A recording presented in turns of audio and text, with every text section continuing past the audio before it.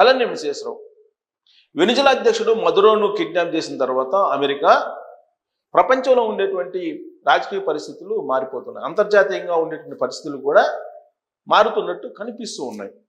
ప్రస్తుతం వెనిజులా అధ్యక్షుడిని అమెరికాలో ఉండే న్యూజెర్సీ జైల్లో ఉంచారు, న్యూయార్క్ జైల్లో ఉంచారు. ఆ న్యూయార్క్ జైల్లో ఉన్నటువంటి అతన్ని కోర్టులో ప్రొడ్యూస్ చేస్తే నేను నిరపరాధిని, అపరాధిని కాదు, నిరపరాధిని అని చెప్పి చెప్తూ ఉన్నారు. ఏ తప్పు చేయలేదు అని చెప్తున్నారు. కానీ అమెరికా దృష్టిలో ఆయన తప్పు చేశారు. ఏం తప్పు చేశారు అని అంటే డ్రగ్స్ని సరఫరా చేస్తున్నారు అమెరికాకి, అందుకే ఆయన్ని తీసుకొచ్చామని చెప్పి అమెరికా చెప్తుంది. ఇదంతా ఒక ఎత్తు అయితే ఈ పరిణామం ఆయిల్ చుట్టూ తిరుగుతుంది. ఈ ఆయిల్ వెనిజులాలో అపారంగా ఉంది, చమురు సహజ వాయువు అపారంగా ఉంది. దాన్ని అమెరికా తీసుకోవడానికి ప్రయత్నం చేస్తుంది. అది కనుక తీసుకుంటే రాబోయేటువంటి రోజుల్లో క్రూడ్ ఆయిల్ రేటు అంతర్జాతీయ మార్కెట్లో భారీగా తగ్గే అవకాశం ఉంది అని చెప్పి అంచనా వేస్తున్నారు. బ్యారెల్కి $50 వచ్చే అవకాశం ఉందని చెప్పి అంటున్నారు. అదే జరిగితే దిగుమతి చేసుకునేటువంటి దేశాలు ఏవైతే ఉన్నాయో ఆ దేశాలకు భారం తగ్గుతుంది. అది తగ్గినప్పుడు వాణిజ్య లోటు తగ్గిపోతుంది. ఫలితంగా ఆయా దేశాల యొక్క కరెన్సీ బలపడుతుంది. భారతదేశానికి కూడా అలానే ఉంటుంది. మన కరెన్సీ బలపడుతుందనంటే డాలర్ యొక్క ఇండెక్స్ తగ్గుతుంది. అసలు వెనిజులా అధ్యక్షుడిని అసలు తీసుకెళ్లి జైల్లో పెట్టడం, తీసుకెళ్లి జైల్లో పెట్టడం వెనుక ప్రధానమైనటువంటి కారణం ఏంటంటే వెనిజులా చైనాకి ఆయిల్ సప్లై చేస్తుంది. ఆ సప్లై కూడా ఎలా చేస్తుంది? అమెరికన్ డాలర్లో కాదు, చైనాకు సంబంధించిన యువాన్ని తీసుకొని ఆయిల్ ఇచ్చేస్తుంది. ఇది నచ్చట్లేదు అమెరికాకి. ఎందుకంటే ప్రపంచంలో ఏ దేశమైనా సరే వాణిజ్యం చేయాలంటే అమెరికా డాలర్లోనే చేయాలి అనేది ట్రంప్ చెప్తున్నటువంటి కండిషన్. ఈవెన్ బ్రిక్స్ను కూడా బ్రేక్ చేసేదానికి ఆయన ప్రయత్నం చేస్తూ ఉన్నారు. బ్రిక్స్లో నుంచి బయటికి రండి అని చెప్పి డైరెక్ట్గా ట్రంప్ చెప్తూ ఉన్నాడు. ఎవరిని నరేంద్ర మోడీ గారికి పెట్టిన కండిషన్స్లో కూడా బ్రిక్స్ ఒకటి. బ్రిక్స్ నుంచి బయటికి రండి, బ్రిక్స్లో ఉన్నటువంటి దేశాల మీద ఆంక్షలు విధిస్తామని చెప్పి కూడా ఒకనొక సందర్భంలో ట్రంప్ హెచ్చరిక చేసేసారు. రెండవది రష్యా నుంచి ఆయిల్ కొనకూడదు. ఈ రెండు కండిషన్స్ భారతదేశం మీద పెట్టాడు ట్రంప్. దాన్ని ససేమరా అని చెప్పి భారతదేశం అంటుంది. అందుకే దిగుమతి సుంకాలను విధించి నాకు అసంతృప్తిగా ఉంది, నేను సంతోషంగా లేను అనేటువంటి విషయం నరేంద్ర మోడీ గారికి తెలుసు అని చెప్పి ఆయన చెప్తున్నారు. నన్ను సంతోషపెట్టేలా నరేంద్ర మోడీ గారు వ్యవహరించట్లేదని చెప్పి ట్రంప్ చెప్తున్నారు. దీని అందరికీ కారణం ఏంది? వెనిజులా లాంటి దేశం కూడా అమెరికా డాలర్ను ఉపయోగించట్లేదు. అందుకే అమెరికా డాలర్ ఇండెక్స్ తగ్గిపోతుంది. అందుకే వెనిజులా అధ్యక్షుడిని తీసుకెళ్లి జైల్లో పెట్టింది అమెరికా. ఎందుకు? చైనాకు భారీగా ఆయిల్ అమ్ముతుంది, యువాలను తీసుకుంటుంది, ఆ దేశ కరెన్సీని తీసుకుంటుంది, చైనా కరెన్సీని తీసుకుంటుంది వెనిజులా. ఇప్పుడు భారతదేశం కూడా రష్యా నుంచి ఆయిల్ ఇంపోర్ట్ చేసుకుంటుంది. అమెరికా డాలరేతర వాణిజ్యం చేస్తుంది రష్యాతోటి. ఇది నచ్చట్లేదు ట్రంప్కి. అందుకే ట్రంప్ వెనిజులా అధ్యక్షుడిని తీసుకెళ్లి జైల్లో పెట్టారు. కానీ అమెరికా వెనిజులా అధ్యక్షుడిని తీసుకెళ్లి జైల్లో పెట్టినంత ఈజీ భారత ప్రధానమంత్రిని పెట్టడం కష్టం. అందుకే ఆయన దిగుమతి సుంకాలు ఇంకా పెంచుతానని హెచ్చరికలు జారీ చేస్తున్నాడు. సో ఇక్కడ అంతర్జాతీయ మార్కెట్లో ఇప్పుడు ఆయిల్ ధర తగ్గినప్పుడు దిగుమతి చేసుకున్నటువంటి దేశాలకు కూడా వాణిజ్య లోటు తగ్గిపోతుంది. ఫలితంగా ఏంది? డాలర్ బలహీనపడుతుంది. డాలర్ బలహీనపడినప్పుడు ఏమవుతుంది? బంగారం రేటు డాలర్ కనుక తగ్గితే పెరుగుతుంది.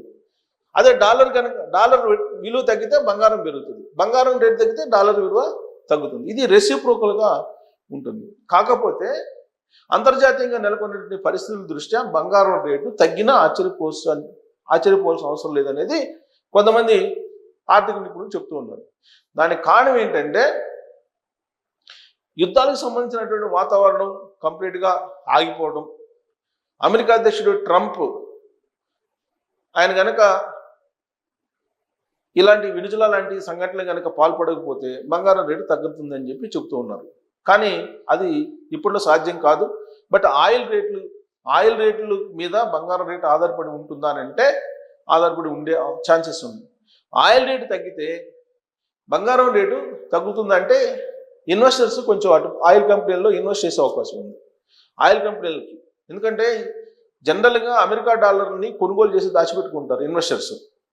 దాని మీద నమ్మకం లేక ఇప్పుడు బంగారం మీద పడ్డారు. అదే ఆయిల్ కంపెనీల్లో పెట్టుబడి పెడితే లాభాలు వస్తాయని చెప్పి అనుకుంటే కనుక అప్పుడు ఆయిల్ కంపెనీల వైపు వెళ్ళిపోతారు. అప్పుడు ఆయిల్ కంపెనీల వైపు వెళ్ళిపోతే బంగారం ఇన్వెస్ట్మెంట్ అంతా కూడా అటు వెళ్ళిపోతుంది.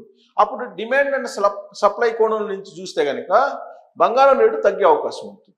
ఇది ఒక ఈక్వేషన్ అంతర్జాతీయ నిపుణులు చెప్తుంది. అసలు ఏంటి ఇది అని అంటే ఉద్యోగాల సృష్టి కూడా. ఉద్యోగాలు రాబోయే రోజుల్లో ఉద్యోగాల సృష్టి ఎలా ఉంటుంది అనేది కనుక చూస్తే 10 కోట్ల ఉద్యోగాలు వస్తాయని చెప్తున్నారు.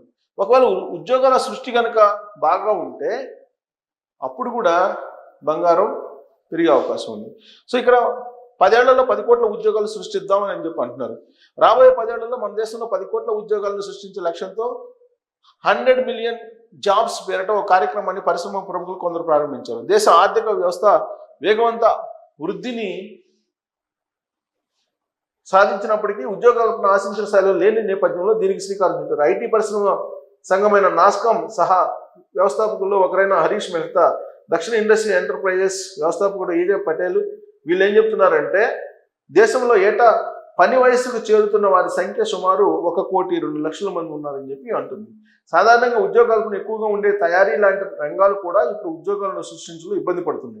అందువల్ల భవిష్యత్తులో కొత్తగా పని వయసుకు చేరే వారికి ఉద్యోగ అవకాశాలు కల్పించాలంటే ఏటా 80 నుంచి 90 లక్షల ఉద్యోగాలు అవసరం అని చెప్పి చెప్తున్నారు. దేశీయంగా ఆర్థిక వ్యవస్థ వృద్ధికి ఉద్యోగాల సృష్టికి మధ్య అంతరం పెరుగుతుండడం వల్ల ఆందోళనకర పరిణామాలు ఉన్నాయని చెప్పి చెప్తున్నారు. వ్యాపార సంస్థలు, ఎంఎస్ఎంఈలు, యాజమాన్యాలు లాంటి ఉద్యోగ సృష్టికర్తలను బలోపేతం చేయడమే 100 మిలియన్ జాబ్స్ కార్యక్రమం ఉద్దేశమని చెప్తున్నారు. వ్యాపార దక్షత, సామర్థ్యం, నైపుణ్యాభివృద్ధి, ఉద్యోగ ప్రోత్సాహక సంస్థల అభివృద్ధి తదితరాలపైన ఇది దృష్టి పెడుతుందని అన్నారు. ఇన్ఫోసిస్ సహా వ్యవస్థాపకులు ఎన్ నారాయణమూర్తి, నీతి ఆయోగ్ మాజీ వైస్ చైర్మన్ రాజీవ్ కుమార్ లాంటి వాళ్ళు కూడా దీనికి సహకరించనున్నారు. ఇది ఉద్యోగాల సృష్టి అనేది చేయకపోతే ఆర్థిక వృద్ధికి ఉద్యోగాల కల్పనకు మధ్య ఏమాత్రం పొంతం లేదని చెప్పి వీళ్ళు చెప్తున్నారు. జూన్ కల్లా బ్యారెల్ చమురు ధర $50. సో ఈ ఏడాది జూన్కి చమురు ధర బాగా తగ్గి బ్యారెల్ ధర $50 చేరవచ్చు అని చెప్పి ఎస్బీఐ రీసెర్చ్ అంటుంది. చమురు ధరలు బాగా తగ్గితే 2026-27లో దేశీయంగా రిటైల్ ద్రవ్యోల్బణం 3.4% దిగువకు చేరవచ్చు. వార్షిక జీడిపి వృద్ధి 10 నుంచి 15 పాయింట్లు మేర పెరగవచ్చు అని చెప్పింది. వెనిజులా పరిణామాలు చమురు ధరను పెంచలేవని స్పష్టం చేసింది. పెరిగిన ధర బంగారం, వెండి ధరలు. వెనిజులా అధ్యక్షుడు అమెరికా బంధించడాన్ని చైనా సహా పలు దేశాలు తప్పుపడుతున్న నేపథ్యంలో అంతర్జాతీయంగా ఉద్రిక్తులు పెడుతున్న ఆందోళనలు నెలకొన్నాయి. ఫలితంగా సురక్షిత పెట్టుబడి సాధనాలుగా భావించే బంగారము, వెండిపైకి నిధులు తరలించారు. అంతర్జాతీయంగా ఔన్సు $115 ఔన్సు అంటే 31.10 గ్రాముల బంగారం ధర $, వెండి ధర $4 పెరిగాయి. పెరగడమే $115 పెరిగింది. హైదరాబాద్ బున్నేనిపులో సోమవారం రాత్రి 11 గంటల సమయానికి 10 గ్రాముల మేలిమి బంగారం వచ్చేసి 1,40,000 అంటే 1,50,000 వేసుకోండి. ఇలా పెరిగింది. సో ఇది రాబోయే రోజుల్లో ఉద్యోగ కల్పన, అలాగే ముడి చమురు ధర తగ్గడం, వీటి మీద బంగారం ధర ఆధారపడి ఉంది. సో ఉద్యోగాలు ఎక్కువ కల్పించారనుకోండి, అప్పుడు ఆర్థిక వ్యవస్థ బాగా బలోపేతం అవుతుంది.